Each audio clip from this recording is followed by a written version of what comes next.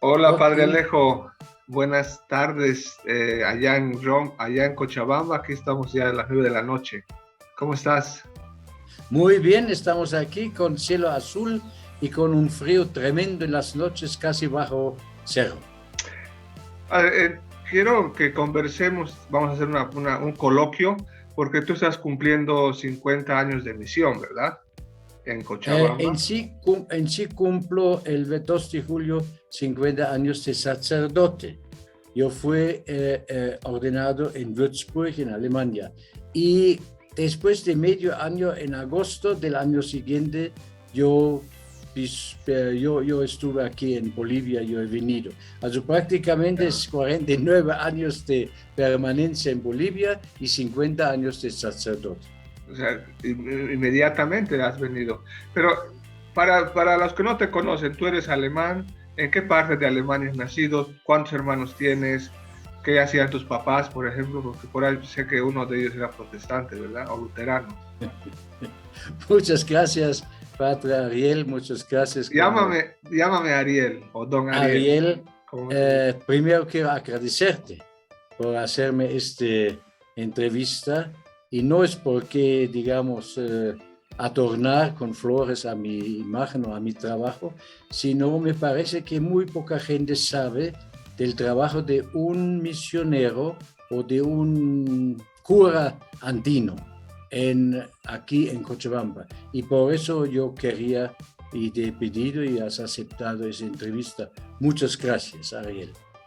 Después, yo he nacido, coincide mi ordenación sacerdotal casi con mi cumpleaños, el 26 de junio del año 45, en Alemania, en un pueblo pequeño en Würzburg, y era un mes después del final de la guerra mundial. Quiere decir, mi madre estaba esperándome bajo bombas, como hoy vemos en Ucrania. Ella casi nacido en el subterráneo de una casa, porque en la calle donde yo tenía que nacer han derrumbado muchas casas, las bombas de los americanos en el año 1945. Por eso yo he nacido en el hospital en 45 y mi padre estaba todavía en la guerra y estaba después 5 años en un campamento de concentración en Rusia, en Siberia, y vino recién el 50 a verme a mí como su hijo y a su mujer, que era mi madre, y me recuerdo muy bien cuando él ha venido y he conocido con 5 años a mi padre. Ellos se casaron antes de ir a la guerra otra vez en 44 y él era protestante o luterano y era uno de los primeros matrimonios mixtos donde él tenía que prometer que quiere tratar de convertirse de la religión falsa en la verdadera. Este era todavía en estos tiempos. Y él ha dicho, bueno, yo firmo por amor a mi mujer, pero tengo mi condición. Nunca quiero que me pidan que me arrodille delante de ninguna figura, de ningún santo, de ninguno. Y en su matrimonio él estaba siempre parado, así me han avisado. Tenía después tres hermanos todavía, uno está en Alemania y mi hermana menor está aquí en Bolivia desde 40 años, vive conmigo, tiene su familia y yo vivo con ellos y cuando me permitía el trabajo en el campo de Cochabamba. Ese Ese es un sería más o menos. capítulo, ese es un capítulo aparte, que tú tienes tu familia allá y es una bendición para un sacerdote diocesano, misionero. Pero bueno, es un capítulo aparte. Cuando tú le dijiste a tus papás que querías ser sacerdote, ¿a qué edad fuiste al seminario y cuál fue su reacción? De mi padre protestante, él estaba muy feliz porque él sufría mucho con la división de las religiones y él ha dicho que es lo mejor que estés en un grupo fuerte que propaga la fe y que vive una vida de fe. Mi madre no estaba, madres siempre quieren que su hijo sea ingeniero o profesor o algo, pero no estaba, pero apoyaban, los dos apoyaban la vocación. Y ahí mismo, cuando tú tuviste que dejar el seno de tu familia y venirte a Bolivia, ¿cómo fue su reacción? Y cuéntame cómo es que decidiste llegar a esa parte del mundo. Lo que me impresionó siempre eran el 65, el Concilio Vaticano II. Se terminó el 65, yo estuve en este año con el bachillerato y quería estudiar medicina. Estaba seguro ya estuve seguro. Y me impresionó todo eso de Roma, porque siempre por transmisión radial hemos participado de las sesiones y donde decía también el mundo tiene que cambiar y hay que salir, no todavía dicho a los márgenes como Papa Francisco, sino salir de su mundo. Y esta era una cosa. Después he empezado a estudiar teología, pero no en el seminario, porque aparte también visitaba las clases de medicina. Y después había el año 68, donde había mucha revolución en todo el mundo. Yo he sido el presidente de los estudiantes de las humanidades y me sentía muy oprimido en mi pueblo, en la universidad, muy conservador, muy cerrado, casi yo diría cuadrada la gente. Y ahí tendrías 20 años o menos. 20 años, 21 años.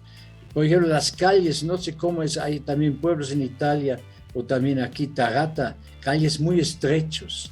Y yo no podía ni respirar en mi pueblo, y también la gente muy cerrada, muy cerrada. Después había ese del 68, donde en todo el mundo se levantaban los estudiantes, y yo también queremos libertad, hemos gritado, y yo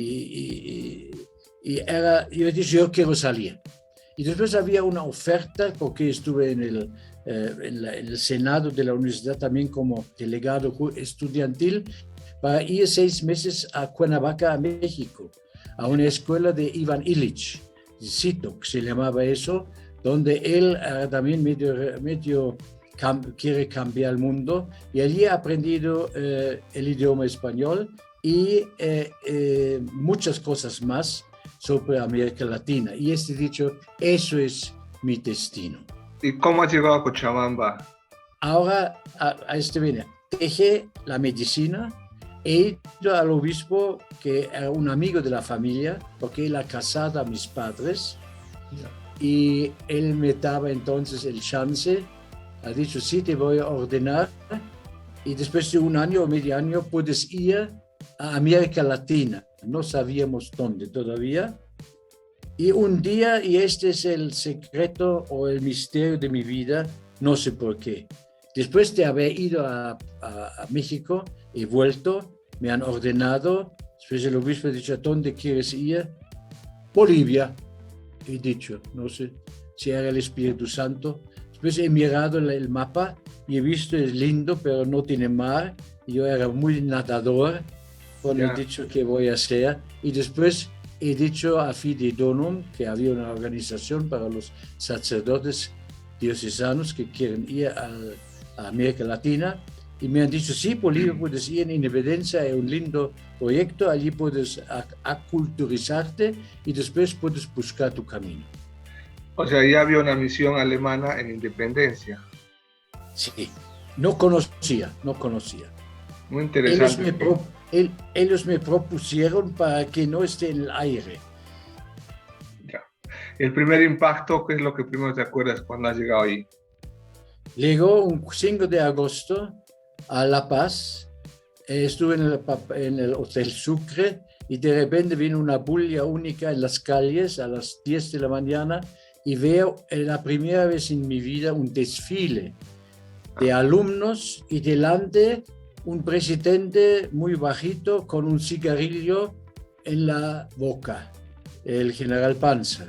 y acompañado por otros militares, y casi me han venido las lágrimas.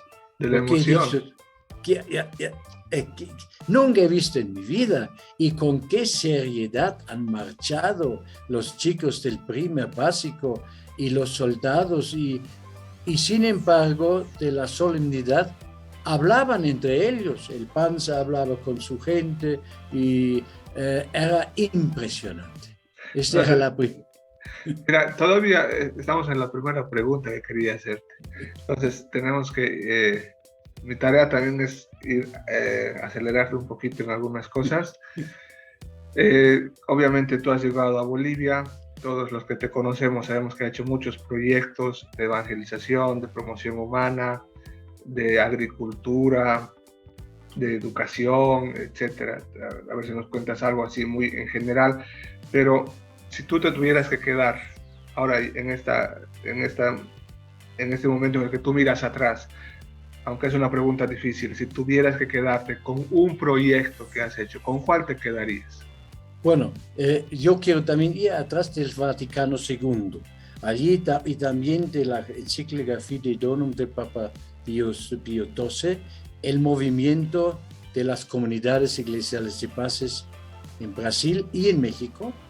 Yo diría que el proyecto de comunidades eclesiales de base quiere decir el nudo de todas las relaciones que hay en una parroquia con 80 comunidades, como en Tapacarí, deshacer y hacer pequeños nudos. Una corona de comunidades eclesiales de paz alrededor de la palabra de Dios de la iglesia. Creo que es lo más, era al comienzo y también hasta hoy. Creo que es el proyecto que quisiera y está siguiendo, pero hubiera querido seguir si hubiera seguido ahora en las parroquias. Y a raíz de las comunidades de la iglesia de base viene romper el círculo de pobreza, hacer obras de medio ambiente, hacer proyectos de enseñanza, de catequistas, de becarios, de gente que quiere ser tal vez sacerdote o hermana, después incluyendo la salud, incluyendo no sé qué cosa. Solamente puede ser eso cuando no está centralizado, sino descentralizado. Tal vez este es una de mis cosas que estoy convencido hasta hoy. Cuando la iglesia está centralizada, no estoy hablando con el Vaticano, pero cuando la iglesia está descentralizada, tiene más oportunidad para vivir su misterio que cuando está centralizado. Serían como células donde hay una vida integral, ¿sí? Y como misionero, digamos como profeta, para hablar un término un poco más elevado, como misionero muchos tienen que desmantelar para construir, ¿no? Tú has construido seguramente tus proyectos, tantos otros, alrededor de estas comunidades eclesiales de base, pero en estos 50 años de experiencia, ¿cuáles han sido estos, digamos, muros que has tenido que deshacer y qué otros muros o qué otras infraestructuras has tenido que crear en las parroquias rurales, ¿no? Que es todo un mundo distinto, es otra Bolivia las parroquias rurales, ¿no? Y por ejemplo, ahí ellos viven muchos en ciclo, ¿no? El ciclo de la cosecha, el ciclo de la siembra. ¿Tú crees que has llegado a incidir en alguna manera en ese estilo de vida? Bueno, son dos preguntas. Es incidir más tarde. Primero, ¿qué he desmantelado? Bueno, algunos misioneros míos, amigos, compañeros, han desmantelado, por ejemplo, las fiestas o algo del estilo. Yo más bien diría que yo tenía que no desmantelar, sino romper o hacer caer muros. Por ejemplo, el muro primero que había era el sacerdote estaba arriba y la gente abajo. No había mi antecesor, un padre que ya ha fallecido, del templo iba a su casa, de su casa al templo, nada más. Pero eso no igual sigue en algunos lugares, ¿o no? Claro, pero yo he ido a las casas. Lo primero que he hecho en Tapacarí, visitar a todas las familias, con las consecuencias que a veces necesitaba casi un año. Also, hacer caer el muro entre el clero y la gente. Y segundo, más importante todavía, mis antecesores hacían, yo no sé, tú no has vivido eso, han vivido la misa en latín. Sí. Yo todavía era monaguillo y he aprendido el Confiteor en latín. Y lo que he hecho, el primer muro, la primera semana es el altar dar la vuelta hacia la gente, porque mi antecesor todavía hacía la misa hacia los santos. Este era un tremendo, ya la gente estaba asustada porque les miraba ahora. Y después he dicho, a partir de ahora, todo es en quechua. Y más tarde, en la otra parroquia, aymara. Este era un muro muy grande porque los padres, antecesores míos, hacían en latín en los domingos, porque el latín es lo que más entiende Dios. Y durante la semana, castellano, entiende la gente. Y quechua aymara no existía. Pero un paréntesis, pequeño paréntesis. Ahora estamos volviendo, hablando de ciclos, parece que estamos volviendo a lo mismo. Hay muchos jóvenes seminaristas que no entienden la misa si no es en latín, ¿verdad? Curioso.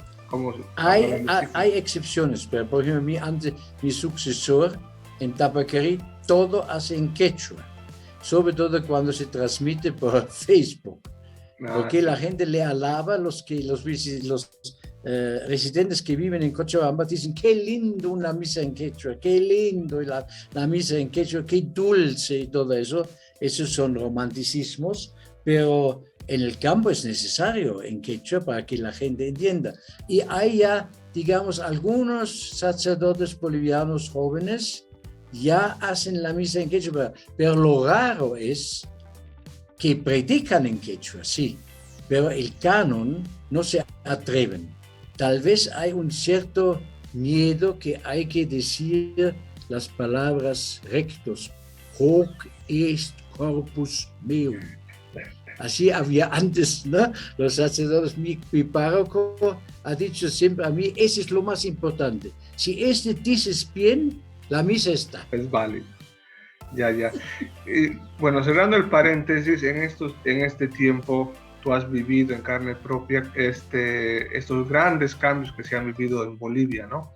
Me refiero al ámbito rural, donde las personas del campo han vivido por tantas décadas, han vivido la exclusión, y en los últimos años, podríamos decir las últimas casi 2 décadas ahora, se vive una euforia del protagonista indígena, del orgullo indígena, a veces también de la ideologización que conlleva a ver a la iglesia, la labor de la evangelización, como un elemento colonizador que tiene que ser erradicado.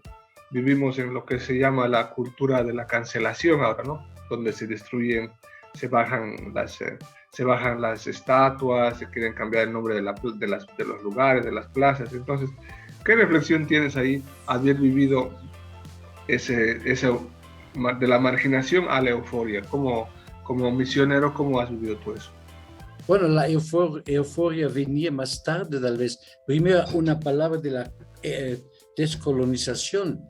Los anteriores sacerdotes de Tapacarí fueron nombrados del subprefecto en coordinación con el arzobispado o con el obispado. Y cuando el sacerdote fue a una misa, a un santo, a una misa de aniversario, algo, se alojaba siempre en la casa del patrón, como se dice. Entonces, estaba, hasta cuando yo estuve allí, todavía conocía a uno propietario que tenía sus pongos, todavía, ese es el año 79, y había todavía, y la gente estaba, yo creo que por los años que han vivido como pongos, silenciosos, no se ponían en contra, aceptaban. Había todavía, yo veía mucho lo que se llamaba en compañía, ¿no? Alguna persona estaba con su familia y él trabajaba y después se sacaba la mitad. Nunca he visto algo contra él, contra ese sistema, pero yo quería por lo menos en el sentido de la iglesia que no haya eso, que no el sacerdote va a la fiesta y como un segundo patrón, y creo que quería disminuir por lo menos, pero en la gente mismo, también más tarde, seguía siempre este servilismo hacia los que vienen de la ciudad. Uh-huh. Y creo que es hasta hoy. Ahora, ¿cómo quería yo un poco romper este cuadro o este círculo? Hemos fundado ya el año, cuando estuve 2 años en Tabagué, el Consejo Parroquial, donde había del pueblo y del campo. Esta era ya una lucha. Los del pueblo han dicho no queremos con ellos estar, y los del campo han dicho no podemos estar con ellos porque no queremos estar con ellos en la misma mesa. Y después hemos hecho el 80, creo, el primer consejo parroquial, en paréntesis, sínodo. Tal vez eran los primeros pasos de un sínodo. El consejo parroquial que hasta hoy hay, y ha roto un poco. Después lo segundo era, y ese tú mismo has tal vez todavía vivido, yo he fundado ese de las becas. Entonces había 100 en total que recibían 100 bolivianos que tenían que trabajar en la vacación y eran hijos de campesinos. Había también hijos del pueblo. Allí no había distinción. Y entre este grupo de jóvenes nunca había algo de colonialismo, porque en la universidad no vale, bueno, vale también un poco si uno viene del campo o no, pero las notas, tú puedes superar a los otros con las notas. Esa es la defensa. Y todos eran muy inteligentes, pero tú mismo sabías. Y después también, por ejemplo, de la confesión y de la comunión. Yo dije, ¿por qué nadie confiesa? En el primer año tenía una confesión. Y dije, no, solamente los que tienen terrenos pueden comulgar y confesar. Y yo, ¿cómo? Y he empezado con cursos de comunión, confesión, y se sentían cuando querían después un papel donde dice se ha confesado primera comunión, primera confesión, confirmación, todo eso. Querían, yo he dicho, no entiendo, quieren porque levantaba su autoestima. Como tener un documento. Autoestima, crear autoestima es el arma para salir de la colonización o de cualquier ideología, y yo creo que también se puede por medio de las comunidades eclesiales de base y los catequistas y los estudiantes, y ha caminado bien, pero en vez de esperar de hace 14 años con nuevas olas de descolonización, ha aumentado. Actualmente han retrocedido. Ahora hay nuevos patrones, hay nuevos caciques, y ellos igual atacan o tratan a la gente como antes otra gente. Also este círculo, ahora también has hablado de un círculo del campo, no, agrícola, ahora el círculo del poder es el mismo. No ha cambiado nada. Y también la submisión o que la gente que está abajo acepta eso. ¿Ya? Cambian los protagonistas, pero la dinámica no. Ya. Has nombrado, hacemos un salto, digamos, de temática, porque tú has nombrado el tema del sínodo, ¿no? Un consejo parroquial que podría ser los primeros gérmenes de un sínodo. Bueno, la Iglesia Católica está en esta dinámica sinodal. Antes del Papa Francisco no se hablaba mucho de eso, pero no vamos a hablar del sínodo de la Iglesia Universal. Quisiera preguntarte sobre el sínodo alemán. Tú como misionero, como alemán, ¿qué está pasando allí y hacia dónde quieren dirigirse o hacia dónde se está dirigiendo la Iglesia alemana? Ariel, me agrada mucho esta pregunta, porque como tú sabes que soy ahora medio jubilado y yo he visto las dos, el año pasado, hasta la tercera y la cuarta, o la segunda y la tercera reunión plena del sínodo, todo en la televisión, todo, todo he escuchado, he visto también cuando podían hablar un minuto y los jóvenes, y me ha quedado caliente y frío, me ha venido a veces como una ducha de agua caliente y a veces como una ducha de agua fría. Y lo que más me ha impresionado cuando una joven dice después, señores, disculpen, no soy muy joven, no sé, pueden decirme, es necesario que haya sacerdotes. Todos estaban asustados porque se presume que todos saben, también los no teólogos, que son necesarios. Bueno, no quiero entrar en el tema de la necesidad del sacerdocio, pero había preguntas. Por ejemplo, hablaba uno que era homosexual y ha dicho que ¿qué pasa? Yo tengo miedo, ahora tengo que me auto y no, tal vez mi obispo me va a votar. Y en la segunda, en enero, el sínodo en Frankfurt, yo estuve una vez en Frankfurt cuando había sínodo también, en enero, ha salido después los 150 personas que se han declarado como homosexuales, lesbianas y todo eso, y eso ha pasado algunos días antes del sínodo. Y este es solamente una luz a es necesario que la iglesia tiene sacerdotes. Lo que ahora viene en general, primero tengo que ver que el pueblo alemán católico o también no católico sabe cada vez menos de la iglesia, ni de los ritos, ni por qué hay evangélicos, católicos, luteranos. Yo he notado también en muchas que han hablado en el sínodo, están como, no saben nada. Segundo, la brecha entre los obispos, que tienen ya la mayoría, 2/3 de los obispos siempre tienen que aprobar todo lo que se habla. Los obispos están de verdad muy desunidos. Y se puede con nombres, con apellidos, y abiertamente dicen también, no, nosotros creemos que mejor es ahora catecatureando. Mejor es rezar que hacer un sínodo. ¿Ya? Yeah. Los extremos.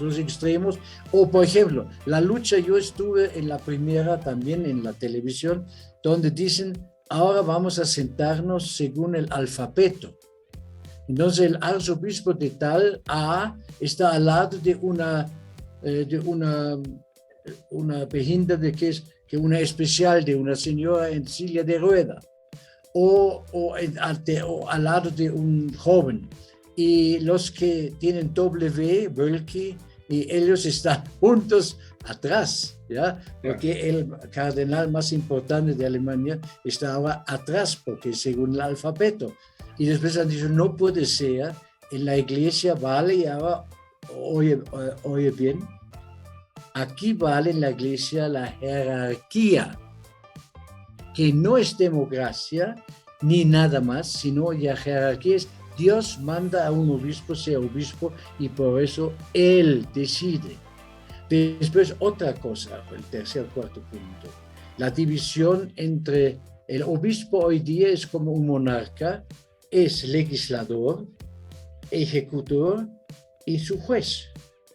Esto no puede, humanamente visto, no puede ser, solamente puede ser si verdad Dios quiere que sea en una mano eso, pero no puedo creer. Y había muchas discusiones, pero al final han aprobado en segunda lectura, falta todavía la tercera en septiembre, y este era un punto muy caliente entre la gente, donde los obispos después me han dicho, no, es jerárquico, no todos, ¿no?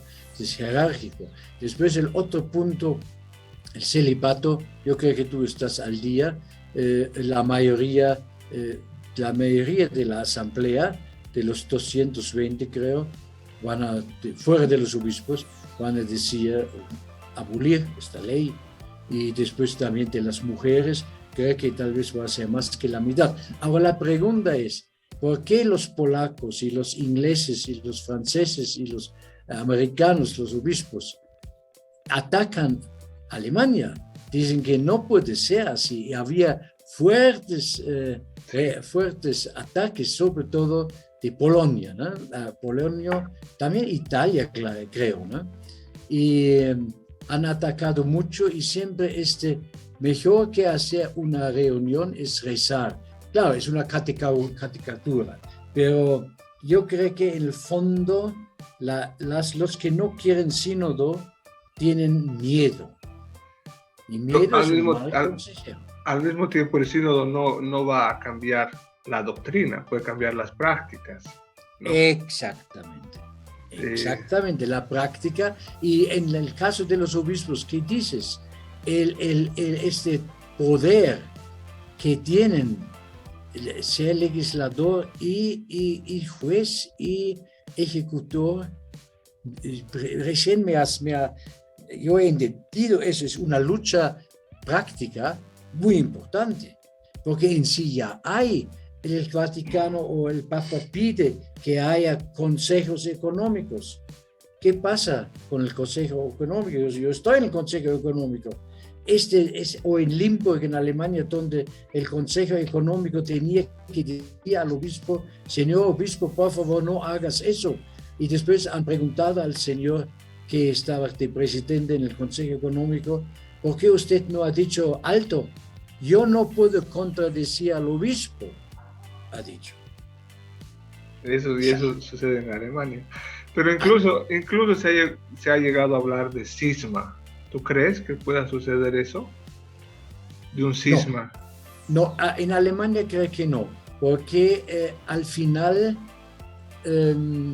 no creo, porque para mí la mayoría está asegurado. Para la ordenación sacerdotal de mujeres creo que no va a salir. Pero el celibato que sea libre, hasta el cardenal Marx de Múnich ha dicho eso, abiertamente, ¿ya?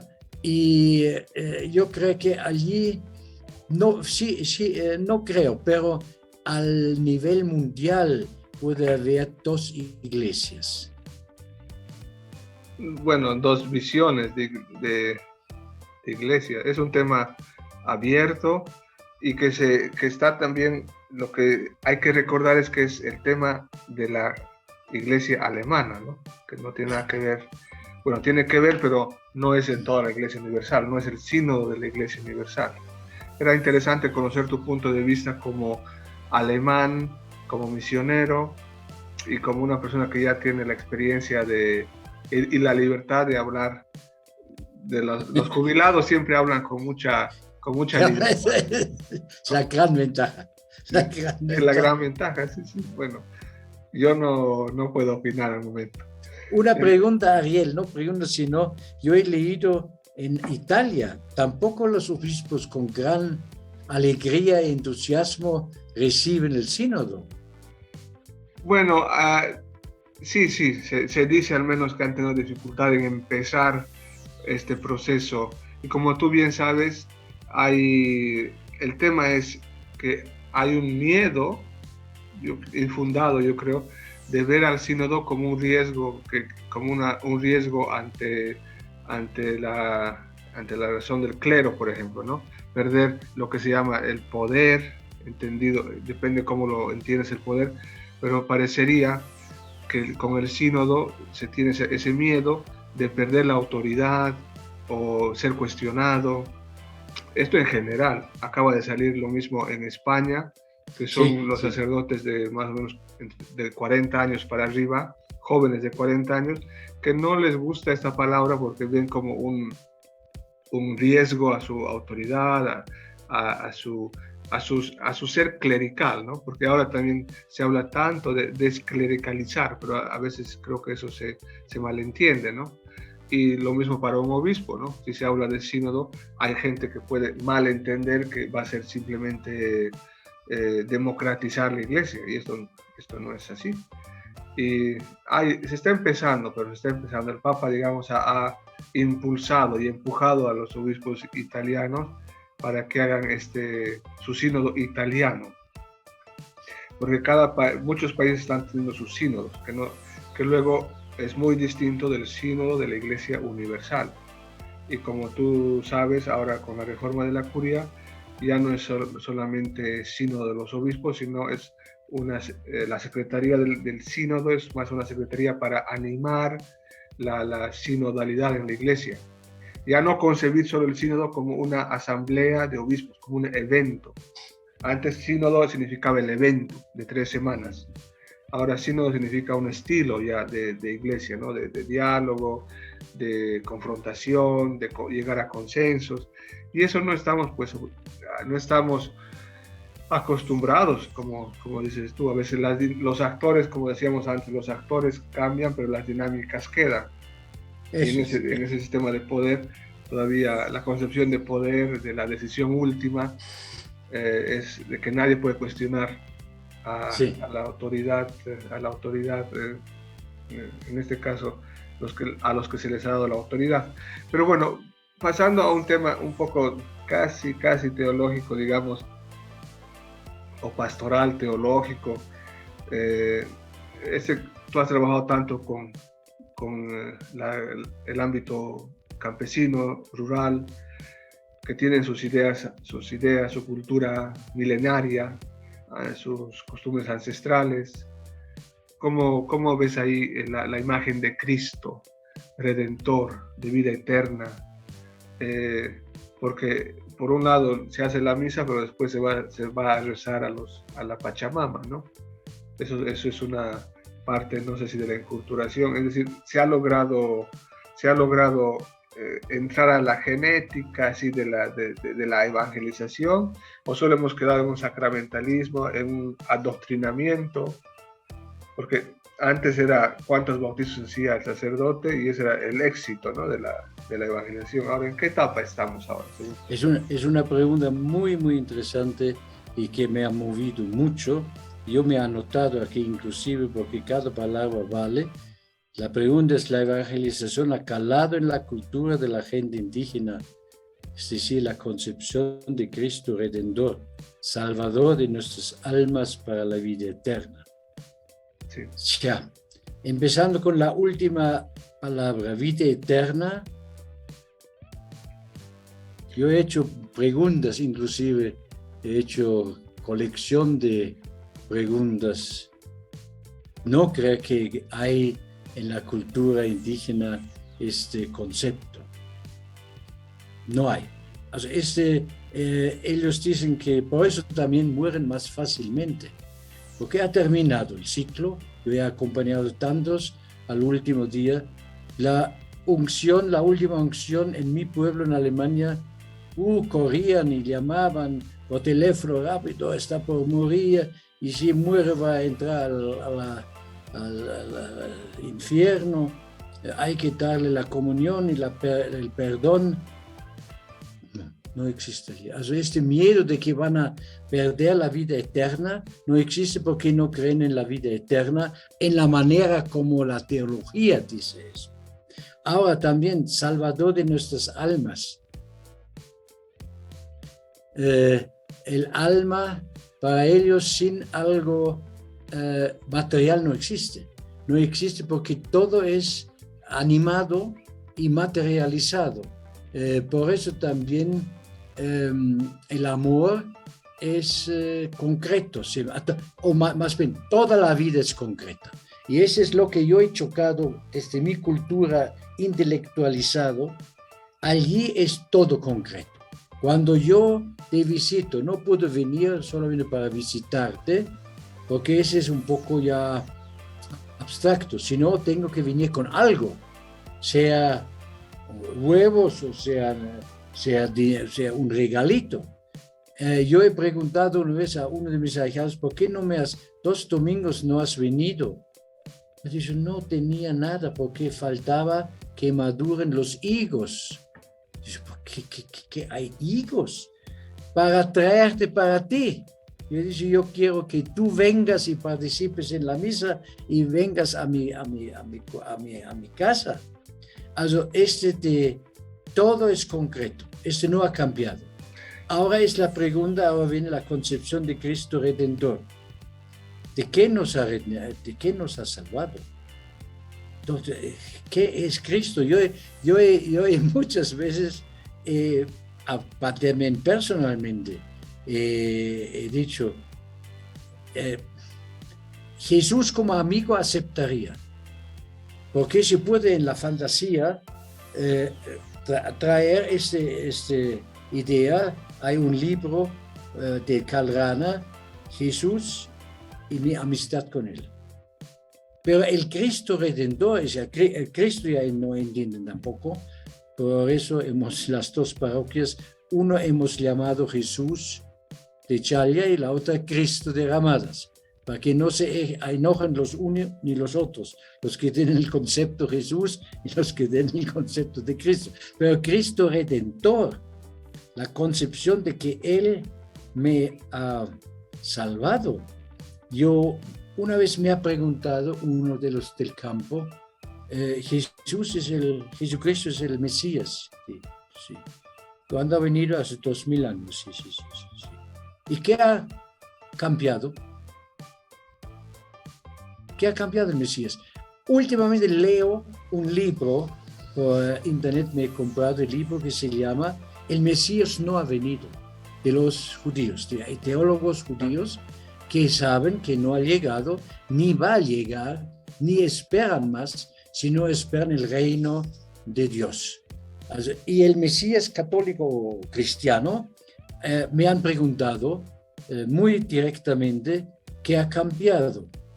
Claro, yo no he seguido más hablado, no me recuerdo, pero yo diría hoy, es verdad, siguen pobres ellos, siguen sin razonamiento normal, siguen atacados por todos lados, no tienen autoestima, yo creo que ni saben qué es amor, y sus hijos para ellos son, tenemos 20 ovejas y 3 hijos, es lo mismo, hay que criar, y el Redentor, la concepción de Cristo Redentor, no he encontrado, y tampoco yo he propagado. Pero entonces me nace una pregunta muy puntual, ¿no es un fracaso de la evangelización? No, porque hay otros puntos que son muy, muy interesantes y muy interesantes y muy lindos. Por ejemplo, el amor al prójimo. Después, por ejemplo, el sembrador que va y siembra la palabra. Después, la cercanía. La cercanía, se puede decir que nosotros somos un pueblo, somos una familia, porque somos bautizados. Entonces, no es solamente la sangre, sino también la fe. Después también todo el culto a la Virgen María. Después los 10 mandamientos, las fiestas, la música, la cultura. Hay mucho otro.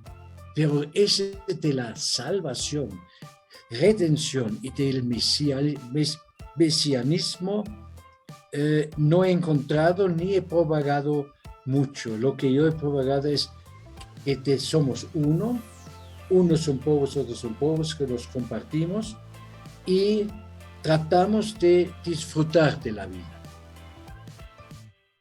Y la vida eterna, claro. De hecho, me nace una pregunta también, que es, ahora que estás en una etapa, digamos, en tu vida en la que estás sacando cuentas, si no tienes ese miedo, sí, llamémosle miedo, de que todo lo que has hecho no quede enterrado, ¿no? Tú te vas, los proyectos que has hecho, que la gente que has ayudado, todo bien, pero después pasó y se queda como siempre, como un poco me acabas de decir, hay cosas en las que tú no has promovido, logrado cambiar, porque es de verdad es la cosmovisión, la forma de vivir que no se va a cambiar. No tienes ese miedo de que con el tiempo ahora cuando tú te vayas tendrás algunas otras experiencias. Me decías que antes de 1950 no había misioneros. ¿Crees que ese es el miedo del misionero, que cuando se va todo quede igual, como si no hubiese pasado? Bueno, mucho pudiera contestar. Primero, yo conozco muchos misioneros cínicos, defraudados, pesimistas, muchos. Es tremendo, pero ¿por qué lloran? No por lo que han predicado o han sembrado, sino porque los que les seguían no siguen el mismo camino y la misma manera. Segundo, yo digo, mi ciclo ha terminado, porque mi ciclo tenía como base ayuda en dinero de afuera. Yo no hubiera podido hacer eso sin coches, y los coches tienen un precio enorme, que son para el campo.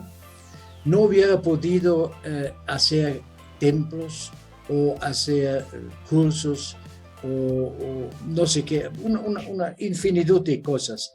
Y ese dinero de afuera por sí está terminando. Ese es lo segundo. Y lo tercero es, el sacramentalismo ha vuelto. Mi sucesor y los sucesores, porque toda la vicaría donde yo trabajaba son extranjeros, eran extranjeros. Ahora con el padre Crispín ha empezado el primer boliviano y ahora todos casi son diocesanos y también del Verbo Divino, pero también uno de aquí. Entonces ellos vuelven al sacramentalismo, pero yo no veo eso como un fracaso mío, sino si hacen bien la misa, si predican bien, si hacen bien el bautismo, si después del bautismo festejan con la gente en sus casas, si el matrimonio bendicen y después van a bailar con la novia, si tienen la cercanía con la gente, el sacramentalismo es una hora especial durante la vida o un día especial durante la vida de los que viven en el campo. No pueden sin dinero de afuera mantener una pastoral como yo he hecho o como han hecho también otros como los Ticami, los salesianos. No se puede.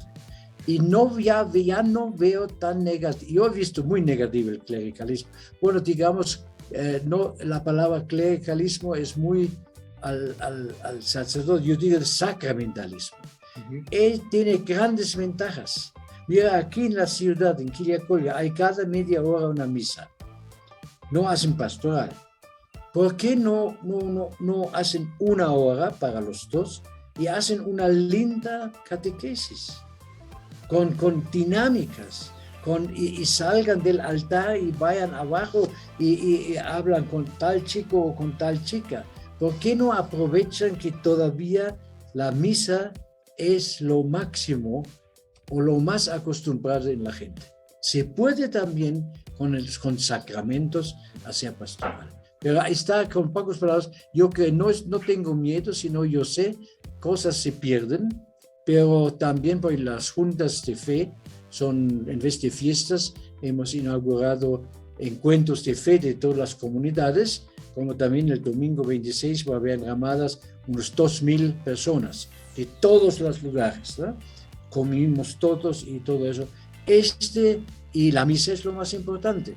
Entonces, yo diría que no tengo miedo ni se va a perder, porque la gente todavía cree mucho, casi mágicamente, a las misas y se puede aprovechar. Y hablando de la financiación, bueno, tú acabas de decirlo claramente, que tú has podido hacer muchas cosas y muchos misioneros pueden hacer varias cosas porque tienen el apoyo extranjero. Eso es con claridad. En algunas comunidades la gente quiere curitas extranjeros porque ellos son los que hacen escuelas y estructuras y demás. Pero tú crees que, ¿cómo ves que tienen todavía que se va a poder recibir ayuda del extranjero o no? La iglesia alemana, por ejemplo, los católicos alemanes, ¿van a seguir ayudando o tienen que seguir ayudando o eso ya ese paradigma se está terminando? Bueno, primero Adveniat. Adveniat en 10 años ya no va a existir. Eso es seguro, porque cada año 10% está bajando. Entonces 10 por 10 es 100, entonces después ya no va a haber. Ya no ayudan para coches, ni para casas parroquiales, ni templos. Miserio, que es la otra gran financiera de los católicos alemanes, 80% reciben del Estado para sus obras de infraestructura y de ayuda en todo el mundo, y 20% por las colectas, porque el Estado confía, porque tienen la base, tienen las parroquias o tienen grupos en África o en Tailandia donde pueden dar un proyecto, porque el Estado, tú sabes que tengo parientes que trabajan en la ayuda mutua del Estado alemán al boliviano.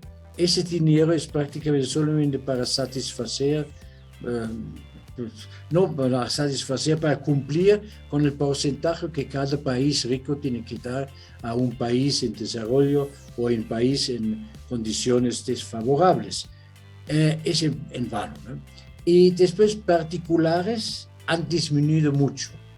Los que, digamos, te dan 100 euros para hacer algo. Yo ya no recibo nada, casi nada. Yo recibo de mi diócesis y muy poco, porque como jubilado dicen ya no debes hacer obras, sino tienes que descansar, pero un poco saben que se puede ayudar. Está disminuyendo. Ahora otros dicen que no puede ser porque la fuerza de los estados en condiciones desfavorables en África, sobre todo en América Latina no hay en sí mucho. Estos países van a siempre exigir, como el cambio del clima, dicen que los países ricos tienen que pagar para los países que están afectados por las inundaciones y todo eso. Puede ser, pero que se canalice por iglesia, ya no creo, porque también la iglesia en Alemania está disminuyendo. Tú sabes cuándo salen cada año. Es increíble, ya Alemania tenía 75% entre católicos y protestantes. Ahora son menos que 50. Tampoco van a tener dinero más, ¿ya? Yo creo, y además también hay aquí de otras fuentes. Por ejemplo, nosotros tenemos un empresario, como tú sabes, que nos paga a los internados la comida, no el Estado, no la iglesia. Hay también aquí conciencia, además por ley también piden que los que tienen mucho dinero tienen que también hacer una obra social. Yo no lloro porque ya no hay dinero, yo digo, el ciclo ha terminado.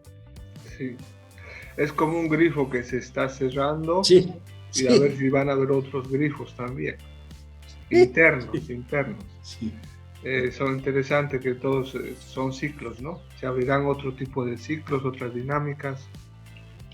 Ya es casi una hora que estamos conversando, Padre Alejo. Quisiera cerrar agradeciéndote la libertad con la que nos hablas, nos compartes tu experiencia vivida, más que teorizar es la experiencia vivida con esa libertad de poder también dejar como un recuerdo a los que puedan ver este video, ¿no? Entonces, para despedirnos, quería hacerte una última pregunta. Pensando de aquí a 50 años, ¿no? Que donde ya no vas a estar tú, ni tampoco voy a estar yo. ¿Qué iglesia? ¿Cómo será la iglesia? ¿Cómo la sueñas la iglesia? ¿Cómo crees que va a ser la iglesia? ¿Cómo crees que va a ser la iglesia y cómo la sueñas? Porque son dos más difíciles. Sí, y yo cómo crees, como uno ha dicho, no sé quién, creo que es el cardenal Ratzinger, inclusive cuando era mi profesor, ha dicho el futuro de la iglesia es en números pequeños. Ya no va a ser números grandes, con un narrativo también pequeño y muy concreto. Y yo creo que yo desearía que, no sé por qué, yo deseo también, no solamente yo pienso que va a ser así, yo deseo que sea pequeña, la iglesia. Porque todos estos grandes eventos, yo no sé si el Papa se da cuenta poco a poco, donde en Manila 2 millones de gente aplaudiendo al Papa Juan Pablo II, y no sé si baja el número, pero yo creo que mejor es como había una visita del Papa Francisco en Irak primero con otros de otra creencia, con no sé, había un imán, estaba sentado el imán sin zapatos, 5 personas nomás, y afuera unos 20, ¿ya? Ese es, creo que ese es el futuro, no el futuro de Manila o de estos grandes urbes donde festejan a él. Yo creo que el futuro, yo quisiera también que sea así, pero un poco tengo mi duda, porque un poco es egoísmo, porque en sí todo el mundo, yo debería preocuparme, o por lo menos sentirme unido con todo el mundo y querer que llegue la libertad o la liberación de Jesús a todo el mundo, pero me siento mejor con un número pequeño. Es a donde nos estamos dirigiendo en cierta manera. Pero bueno, gracias por compartir ese tu sueño, gracias por compartir tu tiempo y bueno, si Dios quiere nos abrazaremos pronto. ¿Okay? Yeah. Bueno, espera un momento.